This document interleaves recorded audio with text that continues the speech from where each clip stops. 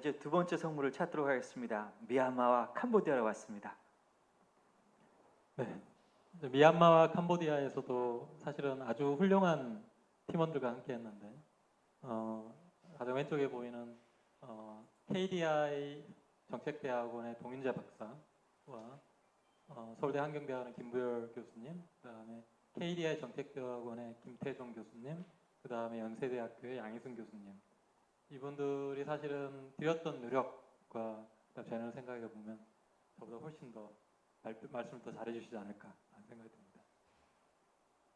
사실은 아까 이제 말씀드렸던 것처럼 이 새마을운동 사업이 무작위 배정으로 마을이 선택되지 않았기 때문에 저희가 할 수 있었던 건 뭐냐면 한 마을 내에서 무작위로 그룹을 나눠서 새마을운동 사업의 마을 간 경쟁과 동일한 구조를 이루는, 유사한 구조를 이루는 그렇지만 금전적인 혜택이 달려있는 어떠한 게임을 저희가 만들었습니다. 그래서 마을 주민들을 반반으로 나눠서 마을에 대해서 기부하는 활동을 했는데, 이 마을에 대한 기부 활동을 하게 했던 이유는 뭐냐면, 사실은 공동체에서 공공재 공급 개발을 하려고 하면, 공동체 공급을 하고 개발하려고 하면 사실은 자기의 돈이라든지 혹은 자기의 시간을 들여서 봉사를 해야 돼요.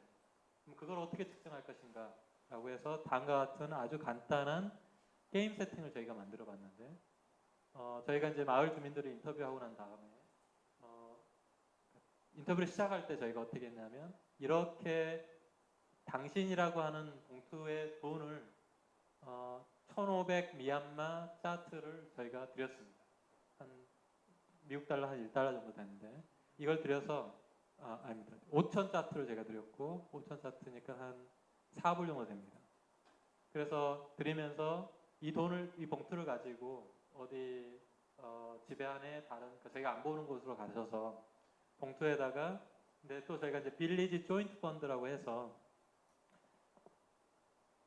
본인이 빌리지의 마을을 공동 개발하는데 기부하고 싶은 만큼 금액을 이렇게 담아가지고 봉투를 저희한테 주시고, 당신이라고 적혀 있는 봉투는 거기다가 본인이 원하는 만큼 담은 다음에 저희한테 들고 오지 말고 그냥 집안에 보관해둬라 라고 이야기했어요. 그래서 이제 이걸 받은 이제 주민들은 이 돈을 들고 봉투를 들고 저희가 안 보이는 곳을 간 다음에 거기서 돈을 나눠서 저희한테 빌리지 조인트 펀드만 저희한테 줬습니다. 그래서 저희는 그 돈을 직접 확인하지 않고 나중에 하긴 했지만 저희가 가지고 갔습니다. 그리고 나서 이걸 어떻게 했냐면, 어떤 사람은 이거를 마을 간 경쟁을 하면서 하는 마을 기부 행위를 하는 사람도 있었고, 마을과 기부를 하지 않고 그냥 경쟁 없이 하는 사람도 있었습니다. 이거를 미얀마에서도 그렇게 했고 캄보디아에서도 그렇게 했는데, 미얀마에는 100개의 마을이 새마을운동 사업 마을이었지만 50개의 마을을 저희가 대조군을 잡았습니다. 캄보디아 같은 경우에는 30개의 마을이 새마을운동이고 30개의 마을을 대조군을 잡아서 총 60개의 마을이 있는데 150개의 미얀마 마을에 있는 주민들을 대상으로 절반은 무작위로 컴피티션을 직면하고 나머지 절반은 컴피티션을 직면하지 않았는데, 저희가 어떻게 했냐면, 가령 각각의 마을에서 마을 주민들이 컴피티션 경쟁에 참여한 사람들이 총 기부했던 금액이 있을 거잖아요. 그러면 그거의 평균 금액을 낸 다음에 그 평균 금액을 가지고 150개 마을을 순위를 매깁니다. 그래서 상위 50개 마을은 저희가 추가로 10만 짜트를 더 드리고, 그 마을에 그 빌리지 조인트 펀드에 저희가 돈을 넣어드렸고, 그 중간에 50개 마을은 5만 짜트를 저희가 넣었고, 밑에는 이제 아무것도 안 받는. 그래서 새마을운동의 그 마을간 경쟁이랑 똑같이 저희가 만들었고요. 캄보디아도 똑같이 이렇게 유사하게 저희가 했습니다. 그래서 이제 이거는 한 마을의 경쟁을 직면한 사람들이 이렇게 했고, 이 내용을 알고 기부를 했고요. 그다음에 경쟁을 받지 않는 그룹들은 사실은 이게 경쟁만 받는 그룹들은 추가로 돈을 더 받기 때문에 이 소득 효과를 통제해주기 위해서 거기에는 경쟁을 하지 않는 그룹들 같은 경우는 무작위로 저희가 제비뽑기 같은 걸 해서 상위 50개 마을에 대해서는 이렇게 10만 짜트 더 주고 중위는 55만 짜트 그 다음에 밑에는 아무것도 안 주는 그래서 소득 효과를 통제해 주는 거를 똑같이 했습니다. 근데 거기는 이제 경쟁을 통해서 돈을 나누는 게 아니라 제비뽑기를 해서 돈을 나누는 걸 했습니다. 그래서 이 경쟁의 효과를 저희가 봤더니 저희가 이제 이걸 좀 볼 텐데 테이블이 약간 좀 어려울 텐데 제가 한번 좀 설명을 드리면 종속 변수는 그 마을의 경쟁 그룹과 경쟁에 참여하지 않는 그룹의 각각의 그룹의 평균 기부 금액입니다. 평균 기부 비율이고요. 그 전체 인다우먼트에서 그래서 미얀마 같은 경우에 보시면 통제 집단이 거의 한 자기들이 받은 돈의 75% 이상을 사람들이 기부를 합니다. 즉 5천 짜트를 받았는데 거의 한 3,500 이렇게를 기부를 합니다.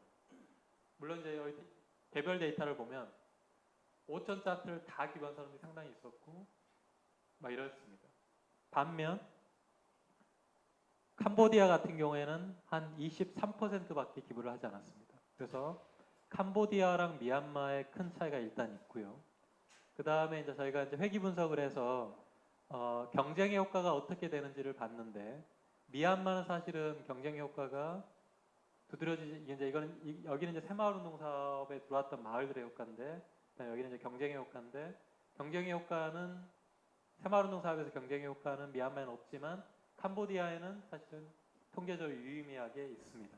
그래서 저희가 이제 내렸던 효과는 결론은 뭐냐면 미얀마는 이미 비교 집단에서도 기부가 자기가 받은 돈의 한 75%를 기부를 한 상태에서 추가로 경쟁에 직면했을 때의 경쟁 효과가 없는데 반면 캄보디아는 시작점이 한 23%에서 시작을 해서 경쟁에 직면했을 때 추가로 경쟁 효과가 나타났다라고 하는 거고 사실은 저희 입장에서 사실은 미얀마와 캄보디아의 마을 간 경쟁 효과를 어떻게 설명해야 될지가 상당히 퍼즐이었는데 저희가 이제 미얀마를 돌아다니면서 그리고 캄보디아를 돌아다니면서 중요하게 관찰했던 것 중에 하나가 뭐냐면 미얀마는 이렇게 파고다라고 해서 불교 사원이 있는데 여기에 지금 금으로 이렇게 돼 있습니다.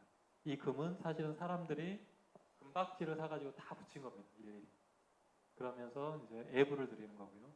그리고 지금 여기 사람들이 이렇게 그 밤에 나와서 이 파고다를 보면서 예불을 드리고 있는 거고요.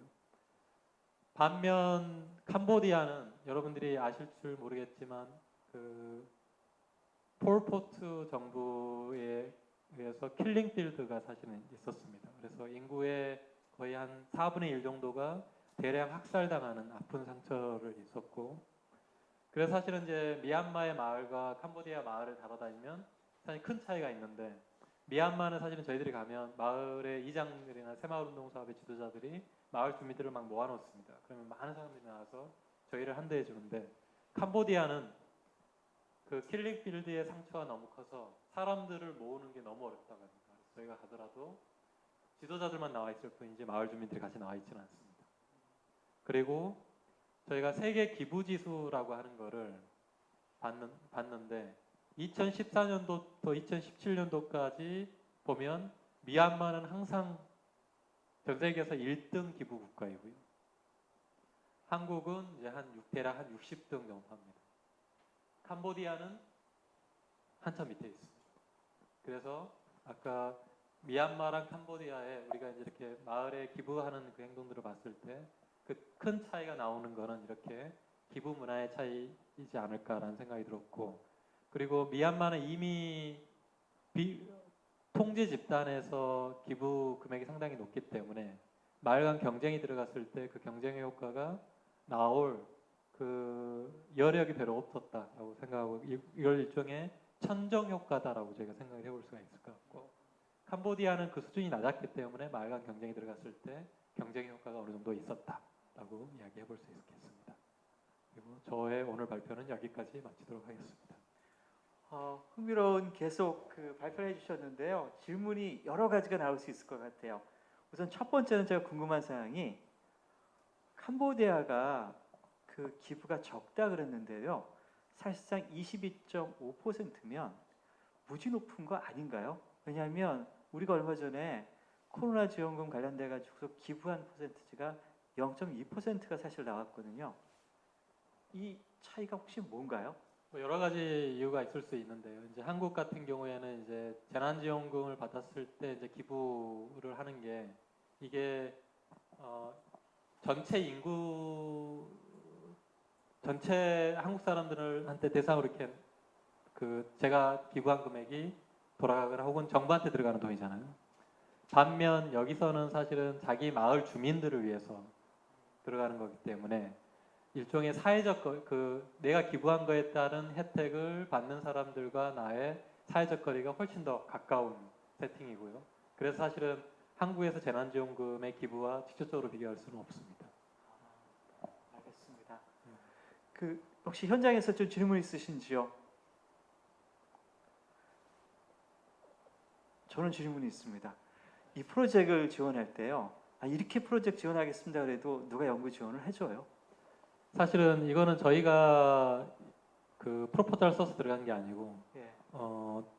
코이카에서 이 지금 새마을운동 지원 사업을 하는데 대규모로 정부의 세금이 들어가는 거잖아요. 그래서 그거를 엄밀하게 평가를 해보고 싶다라고 하는 게 저희를 이제 처음에 컨택을 해서 저희도 들어갔는데 가장 좋은 거는 사실은 새마을운동 사업 자체를 무작위 배정을 하면 되는데 그것까지는 사실은 이루어지지 않았던 게 저희가 들어갔을 때 이미 마을이 다 선정돼 버렸습니다. 그래서 그거는 저희가 어쩔 수 없었고 그러면 이 상태에서 저희가 할 수 있는 연구가 뭘까라고 생각하면 물론 이제 대조군 마을을 잡긴 했지만 그 대조군 마을이 그 새마을 마을과 사실은 통계적으로 똑같지가 않거든요. 그래서 저희가 할 수 있는 건 그러면 새마을운동 사업 자체를 평가하지 말고 새마을 사업의 이 기존의 이제 올드뱅크랑 하는 그런 CDG 사업과의 가장 큰 차이점 중에 하나인 마을 간 경쟁에 대해서 평가를 해보자라고 하는 게 이제 저희의 목표였고 그거에 대해서 이제 이렇게 무작위 배정 실험을 했습니다. 그렇군요. 하나 더 있는데요. 결국 이제 거의 $5, $4에 해당되는 돈을 자기가 가질까 아니면 공동체 기부할까 문제잖아요. 그 공동체에 기부해서 있는 돈도 당연히 봉투 안에 들어왔을 텐데 네.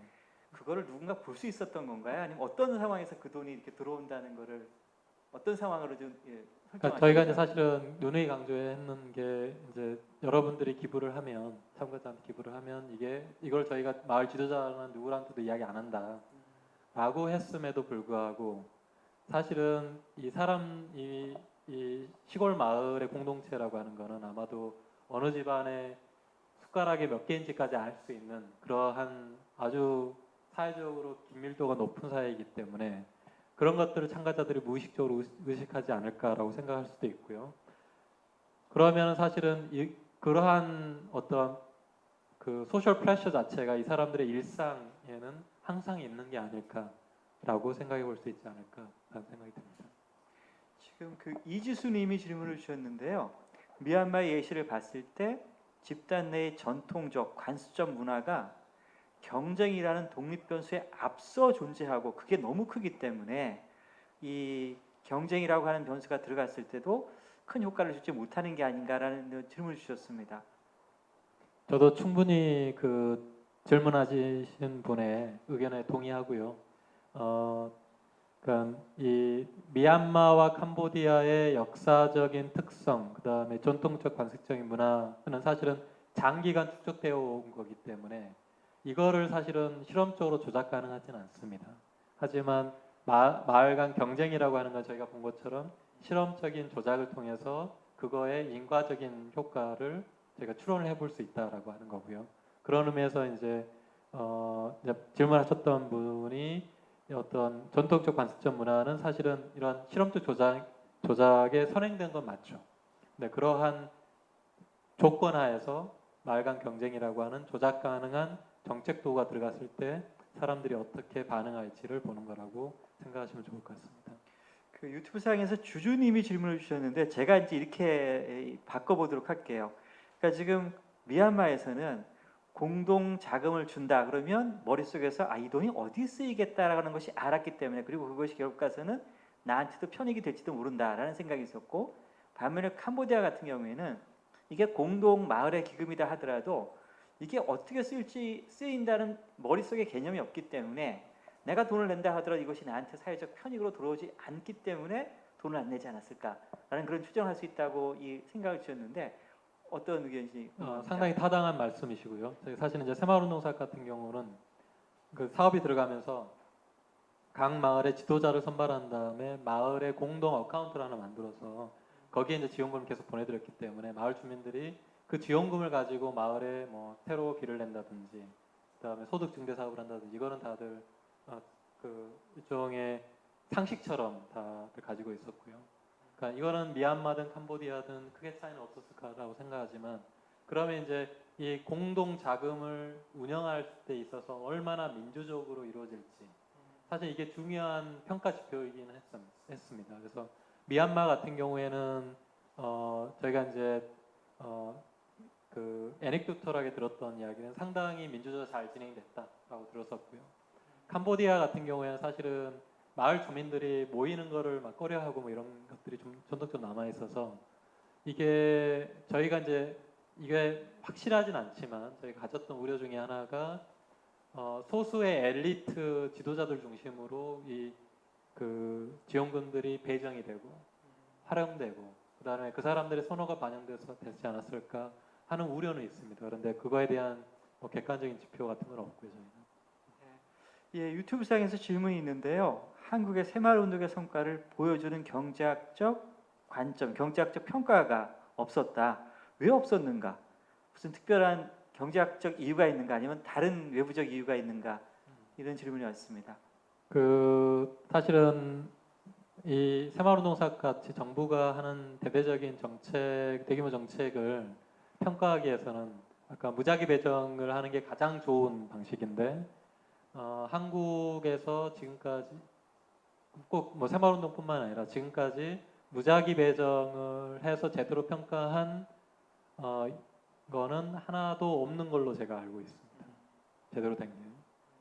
그래서 사실은 코이카가 2015년도에 저희 연구팀에 접근을 해서 이걸 했을 때는 저도 사실은 여러 가지 갈등이 많았습니다. 이게 이 새마을운동 사업이 정치적으로도 여러 논쟁이 있고 그러기 때문에 이거를 학자로서 해야 되나 이런 이제 고민도 있었지만 그렇지만 이렇게 대규모로 국가의 세금이 정부의 국민의 세금이 들어가는 사업인데 거기에 정부가 나서서 평가를 해보겠다라고 했기 때문에 저희는 상당히 많은 기대를 가지고 들어갔긴 했지만 아쉽게도 이제 이 정도까지밖에 저희가 할 수는 없었습니다. 자, 현장에 계시는 분한테 질문할 게 한 번 딱 더 드리겠습니다. 혹시 질문할 사항 있으신지요? 예.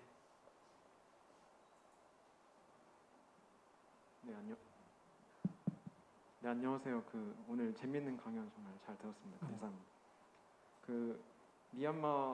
말라위 여고생 장학금 사업에 대해서 질문을 드리고 네. 싶은데 무작위 배정으로 장학금 사업을 진행하셨고 5년 뒤에 교육적 성과와 경제적 합리성을 조사해가지고 대조군과 비교를 해보셨잖아요. 네. 이때 교육의 효과로 경제적 합리성을 왜 비교 지수로 선택하셨는지 그게 궁금하고요. 그리고 경제적 합리성이 높다는 게 그 집단의 경제 발전으로 반드시 이어지는지 제 그 점이 궁금하거든요. 왜냐하면 말라위처럼 이렇게 그런 기본적인 인프라가 부족한 나라이면은 가능한 선택지 자체가 이미 제한되어 있기 때문에 개인의 합리성이 높다고 해도 그 합리성이 높은 거에 대한 효과를 크게 볼 수 없지 않을까 그런 생각이 들었고요. 그래서 오히려 생산수단이나 그런 생산수단에 투자해서 고용을 높이고 인당 가구 수입을 높이는 게 오히려 그분들의 삶의 질 개선에 더 도움이 되지 않는지 그 점이 궁금해서 질문드렸습니다. 예.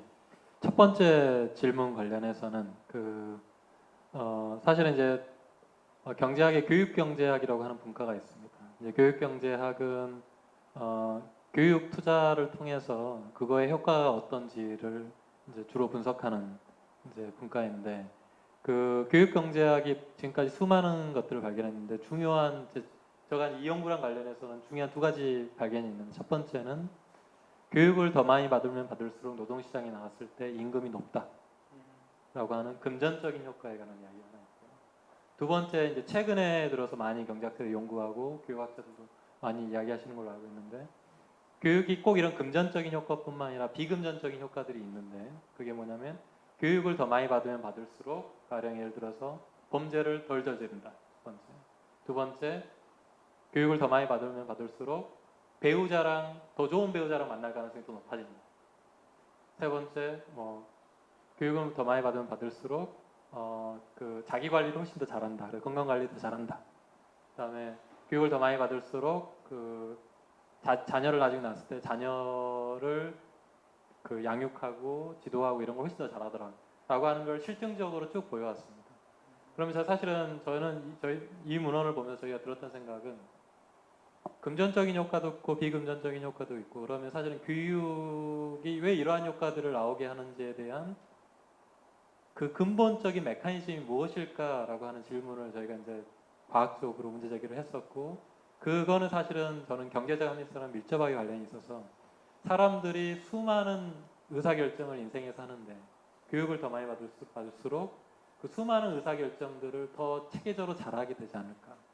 그리고 그게 축적이 되어서 노동시장에서 더 높은 임금, 그 다음에 다른 곳에서 더 비금전적인 효과가 나오는 게 아닐까라고 하는 생각을 하게 됐고, 그러려면 사실은 경제적 합리성을 통해서 의사결정을 더 잘하는지를 봐야 되는데, 그 툴을 마침 제가 개발했었고, 그 다음에 이분들이랑 같이 만나서 저희가 이제 그걸 5년 후에 해봤더니 실제로 이런 효과가 있었는데, 제가 이제 지금 장기 추적을 지금 계획하고 있고, 아마도 코로나 사태가 빨리 종식이 된다면 2, 3년 후에 돌아가서 할 텐데, 이분들이 이제 노동시장에 이미 들어와서 노동시장에서 활동을 하거나 혹은 이제 결혼해서 아이를 낳고 뭐 이렇게 하게 되는데, 저희가 할 때는 사실 노동시장에 들어오기 직전이었습니다. 그래서 직전이거나 혹은 막 들어가거나 결혼도 안 했고, 그래서 그때 노동시장에서 의사결정, 그 다음에 결혼시장에서 의사결정 이런 것들에 대한 거를 볼 수 없었기 때문에 지금은 이제 들어가서 그것들을 직접 보고 그것과 합리성이 어떤 관계가 있는지를 한번 저희가 보려고 하는 계획이 있습니다. 유튜브 상에서 오는 질문 하나만 받고 이제 끝내도록 할 텐데요. 현장을 찾아가는 경제학자한테 주는 유익이 무엇이냐? 우리가 지금 경제학을 가지고 프로젝트 성과 평가할 수 있고요. 그 다음에 경제학자로서 그곳에 가서 데이터도 점검할 수도 있고 확인할 수도 있고, 그 다음에 인터뷰도 할 수 있을 텐데, 그 이상으로 현장이 경제학자한테 주는 의미가 무엇인지 좀 의견을 주시기 바랍니다. 사실은 그 보통 이제 아까 말씀하셨던 것처럼 경제학자들은 연구실에 처박혀서 열심히 컴퓨터로 타이핑을 한다든지, 혹은 수학적인 모델을 막 칠판에서 세운다든지, 그리고 혹은 그거를 컴퓨터로 옮겨서 막 프로그램을 한다든지, 사실 그것도 되게 중요한 작업입니다. 경제학이 발전하기 위해서. 하지만 우리가 다루는 경제학 모델들, 그리고 시뮬레이션들, 그리고 이런 정책에 대한 고민들은 사실은 다 우리 주변에 있는, 그리고 우리 주변을 넘어서 우리가 신문이라든지 미디어를 통해서 접하는 그런 일반인들의 삶을 우리가 다루는 분석 대상으로 삼고, 그 사람들의 삶에 미치는 정책의 효과를 저희가 관심이 있거든요. 그러면 사실은 이론과 그분들의 실제 삶과의 괴리를 저희가 좀 알아야 되고, 그 다음에 그 괴리를 이해해야만이 이론적으로 완벽한 정책인 것 같지만 실제 적용할 때는 여러 가지 문제점들이 나올 수 있거든요. 그것들을 사실은 단순하게 경제관료 공무원들한테만 맡겨야 되는 게 아니라 경제학자들이 좀 더 현장에 나아가서 그것들을 해야 되고, 그걸 통해서 사실은 정부한테도 훨씬 더 좋은 피드백을 줘서 좀 더 이렇게 순조로운 정책들을 집행할 수 있고, 그다음에 정부가 미처 생각하지 못했던 정책 효과들을 학자들이 또 이야기해 줄 수 있고요. 그리고 갈등을 최소화하면서 어떤 정책들을 할 수 있는지 이런 것들도 학자들이 많은 이야기를 해줄 수 있지 않을까, 그런 생각을 하고 있습니다. 네, 경제학의 성물 두 가지, 합리성과 경쟁을 말라위, 캄보디아, 그 다음에 미얀마에서 찾으셨고요. 가장 흥미로웠던 지점은 교육 효과가 어떤 과정을 통해서 긍정적인 효과를 가져오는가에 대해서 한 그 이 인과 사슬을 발견해 주셨다는 점에서 큰 의미를 가지는 것 같습니다. 경제학 하시는 분들, 교육학 하시는 분들, 개발원주 하시는 분들, 정말 마음에 선한 의지를 가지고 계신 분들이 이 강의 들으면서 그 많은 영감을 얻기를 좀 기대합니다. 그 경제학 내에서 이렇게 다양한 방식으로 공부하시는 분들이 있고요. 이게 학문 내에서의 다양성 그리고 학제 간 연구 하나의 예가 되지 않을까 그런 생각이 듭니다. 이것으로 최은 선생님을 모시고 진행한 서울대학교 다양성 대화 마치도록 하겠습니다. 감사합니다. 감사합니다.